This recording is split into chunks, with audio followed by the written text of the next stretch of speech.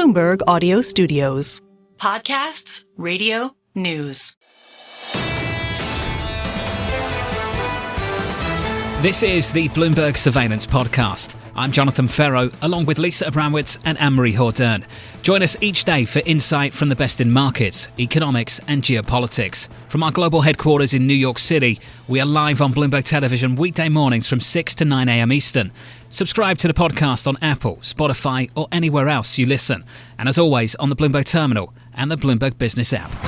Kate Moore of Citi has been cautioning people, recently writing this: we view newly announced tariffs as a headwind to further equity upside. We are moving to a new phase of policy and trade uncertainty. Kate joins us now. Kate, thank you so much for being with us. You've been cautious. You've been cautious for a while. You're still cautious. What makes you hold on to this position, even though a lot of people have been saying it's a pain trade? Yeah, so maybe we need to separate this out. I have been cautious, concerned with some of the policy headwinds, with some of the challenges that individuals have in terms of making spending decisions.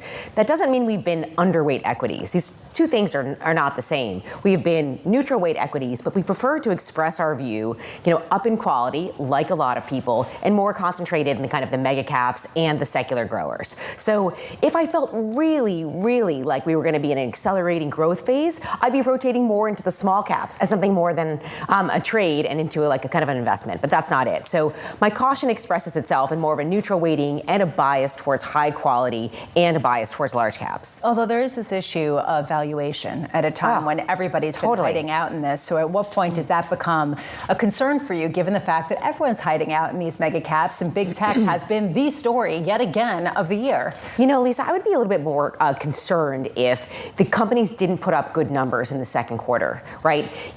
Multiples can stay high for extended periods of time. They can stay cheap for extended periods of time. And we're in an era where a lot of information gets priced into shares very, very quickly. So, there's this mispricing that maybe some of us grew up with in earlier stages of our careers is less likely to persist. And things are expensive because they have secular earnings, because they have an ability to grow through all parts of the economic cycle, because they're in the fastest rivers. This is, I think, justified for some of these mega caps, even if I look at some of these numbers and, like many people, feel a little uncomfortable. Everyone on the street is talking about how they want to be a buyer of the pullback. When's the pullback? How big of a pullback can we get in that environment? I think that's right.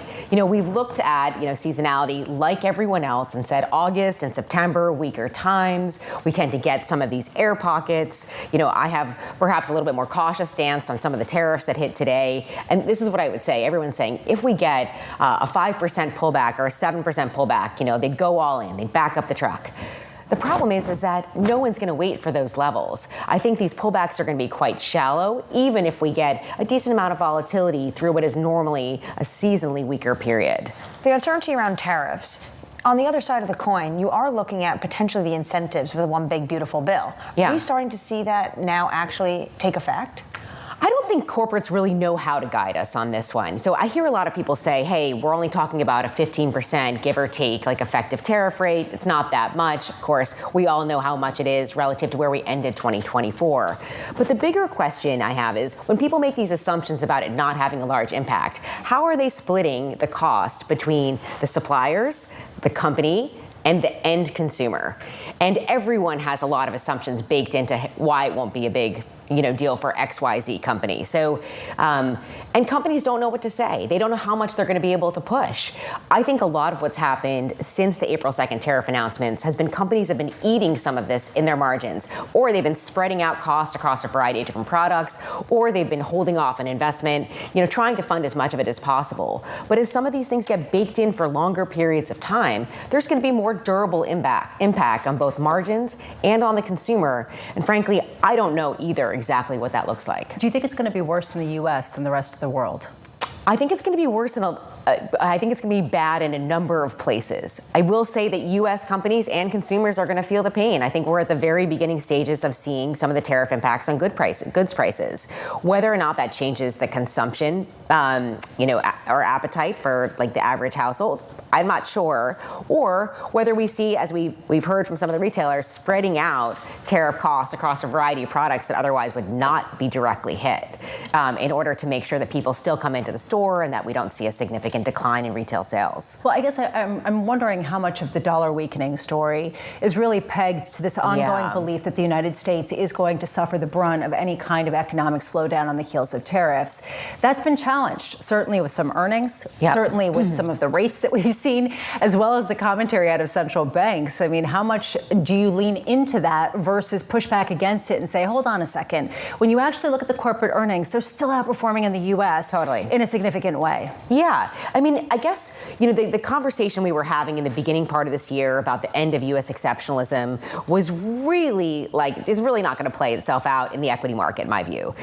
If we get fewer buyers or fewer marginal buyers of, long duration U.S. bonds, or people thinking about their currency exposures, that's one thing. But we still have to invest, if you're a global multi-asset investor or an equity investor, in the highest quality companies that are serving all parts of the world. And unfortunately, for those people that didn't want to own the U.S., many of those are U.S. companies. If you think we're in the start of potentially the impact of the tariffs on inflation, what does the Fed do? Gosh, I am so glad I'm not a Fed policymaker. This is an incredibly difficult time. Well, what are you baking in? It's going to impact corporate America. I think it's very likely that we will see some easing, but I think the Fed is in a really difficult place here. If they cut while the labor market is frozen but not deteriorating, right? I think we need to distinguish, and inflation is continuing to percolate. People are going to ask themselves, if the Fed is really anchored to this 2% target or getting to that 2% target, and we've been above that 2% target for 4 years, and the labor market is frozen but not deteriorating, can we believe them? Do you think it's frozen now or deteriorated? Well, we haven't seen huge layoffs at this point, right? Job recs not filled for sure. And we certainly see a lot of companies talk about slowing down their hiring. But from my perspective, I can't disaggregate how much of that is because of tariffs and economic uncertainty, and how much of it is because the technology they're investing in may displace workers. I mean, these things are all happening concurrently. Right now, you see a market pricing in 50 basis points of rate cuts. Yeah. If the Fed were to cut more this year, does that make you more bearish on longer-term treasuries? It makes me cautious, I think, on longer-term treasuries. We have had a more cautious stance. I think it's very consensus for a lot of us in the multi-asset space to have been really anchored to the short duration. And we're all waiting for an opportunity to add to duration. I'm just not excited about it in the near term. Kate Moore, thank you so much for being with us. Yes. As always, Kate Moore of Citi Wealth.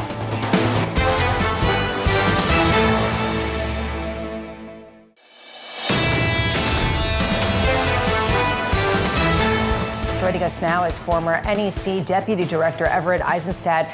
Everett, thank you so much for being with us. I want to just start with what we know today in terms of the tariffs that have gone on, the details of that, and what's to come over the next 3 weeks.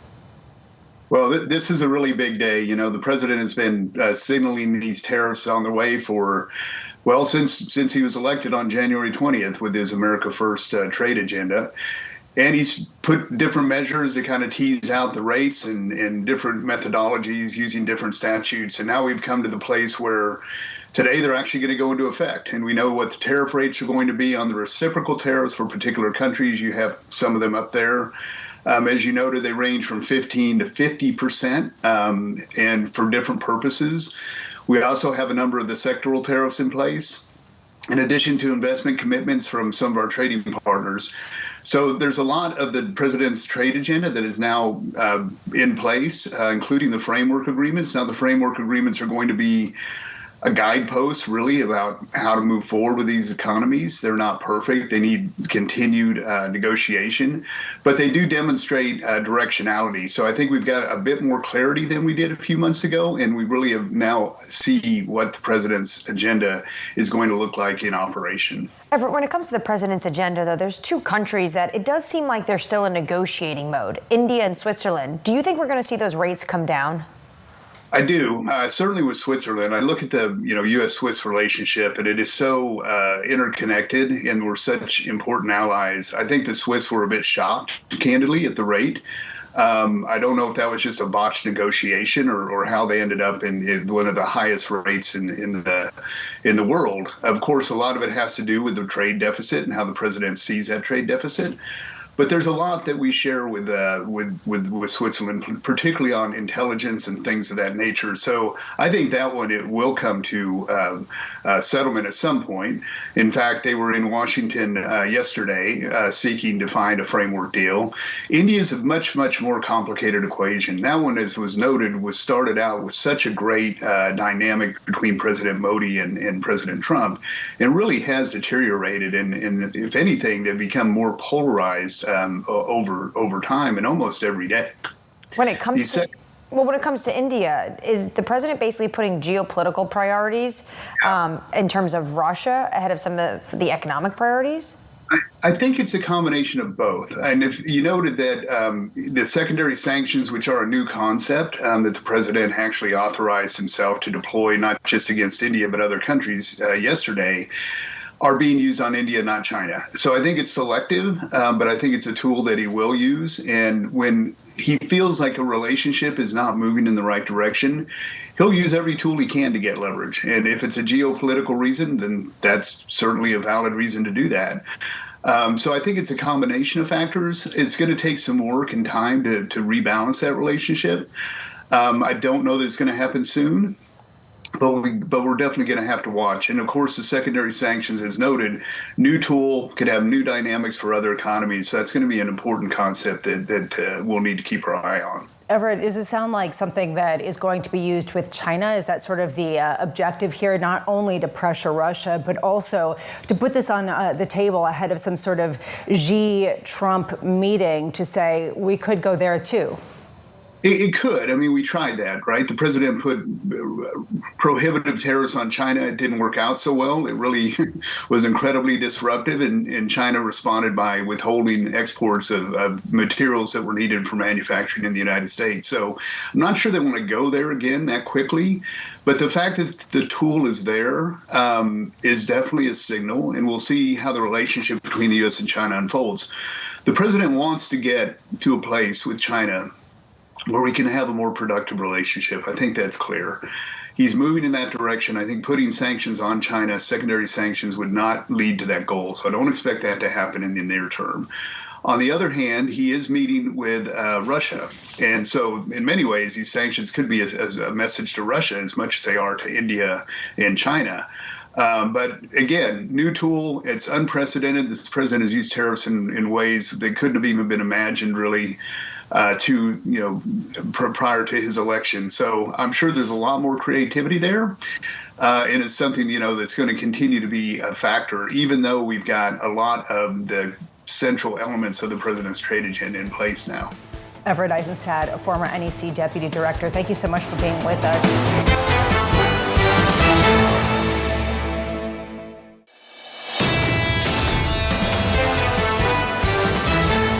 Bloomberg's Danny Berger joins us now with a special guest. Danny. Lisa, thank you so much. It is such an important earnings season for just that, understanding the consumer and their sensitivity to this economy. I'm pleased to say joining us now is someone who understands the consumer very well. It is Mark Hoplamazian, the CEO and president of Hyatt. Mark, thank you so much for joining this morning. You were out with earnings moments ago. Earlier this year, you had to cut earnings because of your outlook on some of the weaker reservation trends going forward. You've mostly held on to that look. So what, if anything, has changed for the consumer and the demand you're seeing? Well, Danny, first of all, thanks for having me. The first point that I have to make is that travel is extraordinarily resilient. It's become a necessity for both leisure travelers and for business travelers. The second quarter was a weaker quarter for business travel, but leisure held up really, really strongly. And our U.S. resorts were up mid-single digits for the first half of the year. Europe was up almost 7% in leisure. So it's leisure, especially in the luxury segments, which luxury has been up about 6 or 7% year to date as well. The higher end customer, which is our core customer base, with 70% of our portfolio in luxury and full service, is alive and well. So I would say a couple of things have happened right now. The first is that our largest corporate customers have told us they're going to lean in and continue to travel. And they're making more commitments, especially for customer-facing events and meetings. The second thing that happened is that we saw bookings for 2026 really improve for big group meetings. And third, the Conference Board and the Business Council released their CEO sentiment survey this morning, and things have turned. Now tariffs and volatility have declined to number 3 on the list from number 1. And their outlook with respect to potential recession has dropped dramatically. So I think the attitude and mindset for a lot of CEOs is shifting. Mark, that's very fascinating because the tariff picture is still evolving as we go on. So are there any pockets where you're still seeing those fears of economic anxiety? Or to your point, is it now confidence restored? No, we are. And in a word, it's China. The caution and conservatism in China is clear, and a lot of people are uncertain about what a so-called tariff war or the tariff picture might do to the economy overall. There's an increasing, I think, body of thought that says that Beijing pays a lot of attention to sentiment. And the sentiment is definitely one of very significant caution right now. So I think there's an expectation that sometime in the fall, there may be policy shifts that alleviate some of that and bring back a stimulus for growth. So I would say, if I could just jump in, because I wanted to get to luxury, because you mentioned that this is Yes. one of the strong suits and really resilient. Of course, you've doubled down on the luxury strategy too. But it is a time where there is more competition, and maybe that aspirational traveler needs a little bit more convincing that they should be paying up for the $1,000+ a night type of all-inclusive resort. So what do you need to do in terms of strategy to convince them that paying up is worth it? Well, our all-inclusive business is up 6 or 7% year to date, 8% if you include Europe. It's been wildly resilient. We are the leader in 5-star luxury all-inclusive resorts. I think the certainty of what your vacation will cost you and the experience on property where our colleagues are not thinking about or engaged in how much something costs, but rather full-on human-to-human service makes a difference to people. And so the format is really, really proven to be very, very popular and will continue to do so. We just closed on the acquisition of Playa Hotels and Resorts, 2,600 new hotel rooms in premier beachfront locations. And we have a deal to sell all the real estate, so we will maintain our asset-light status. It's a great deal and adds $65 million in new fees to our run rate. So I think we're quite pleased with that. So we're definitely doubling down on luxury, and we're definitely doubling down on all-inclusive. Well, Mark, just to that point, it's been a really hot summer, a really hectic summer. I think a lot of people are looking for inspiration of where to travel right now. Where is the most demand? Where are you seeing most people go to? What's in fashion right now? Yeah, I would say the U.S. traveler has headed to Europe this summer. We thought we would see a massive decline from last year, given the Olympics and Taylor Swift, but they're back in Europe, and Europeans are staying in Europe. But I would say the diversity of destinations has increased a lot of interest in Central and South America. And the Caribbean and Mexico continues to be in great demand, both amongst Europeans. And the Canadian volume into our Mexican and Caribbean resorts is significantly above last year. A lot of people have talked about the flyover effect, where Canadians are heading over the U.S. to get to Mexican and Caribbean destinations, and we're seeing it significantly. All right, so Europe staying in Europe, Canadians skipping over the U.S., definitely a trend there. Mark, thank you so much for joining us this morning. Mark Hoplamazian, the CEO of Hyatt. Lisa, you are seeing a rebound in business travel, but China remains a weak spot. Yeah, that's something that has been a theme for a number of U.S. companies. Danny Berger, great work. Thank you so much for that.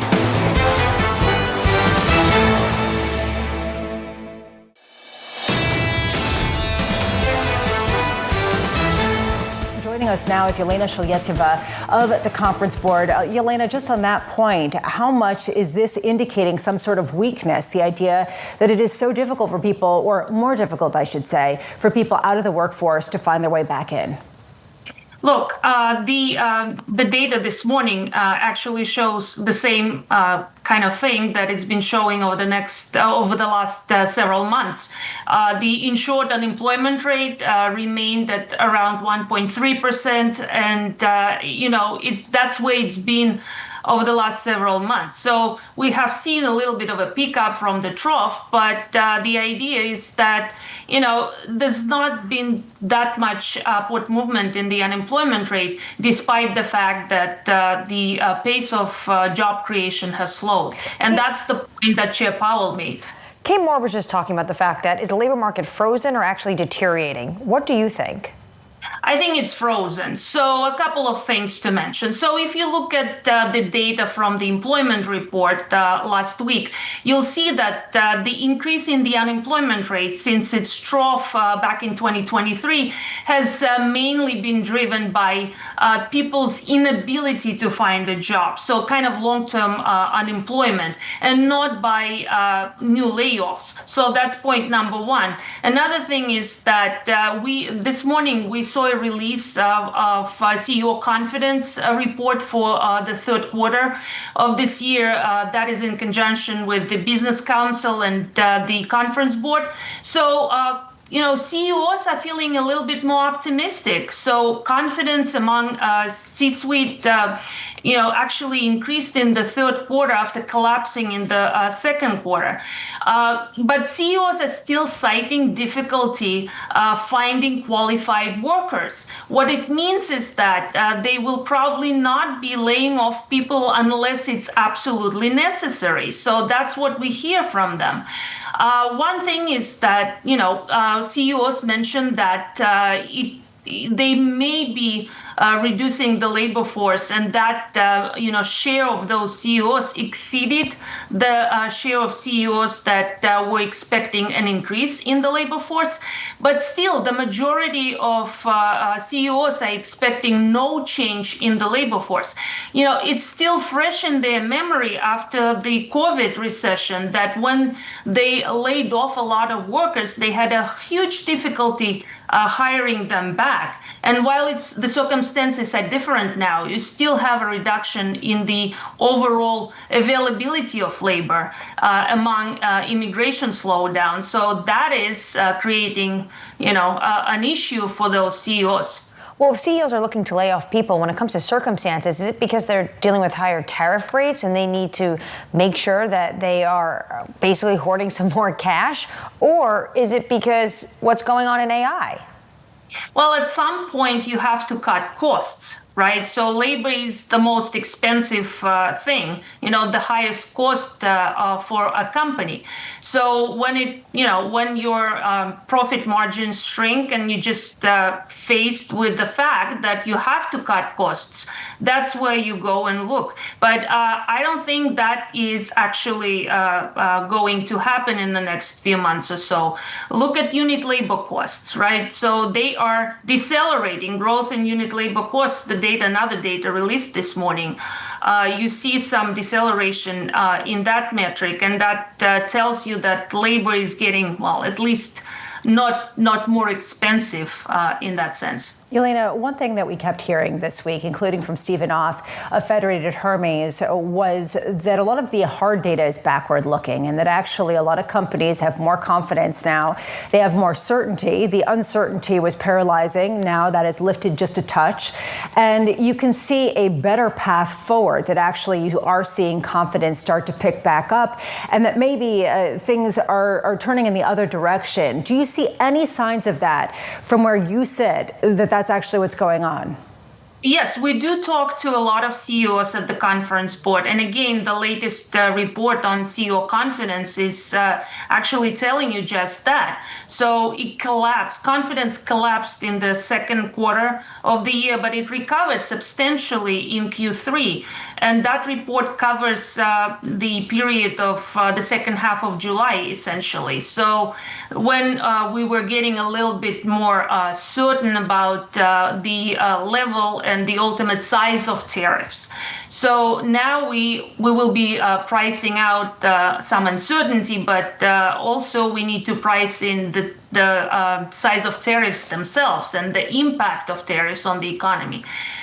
We estimate the impact from tariffs on economic growth will be substantial, but at the same time, uncertainty impact was also very, very sizable, and that's not going to be in the cards anymore, at least not to the same extent. So I think there is a potential for some revival, even in the pace of payrolls going forward. So, maybe the latest data reflects some of this uncertainty that we had early in the year, and companies can kind of start planning ahead with a little bit more, precision.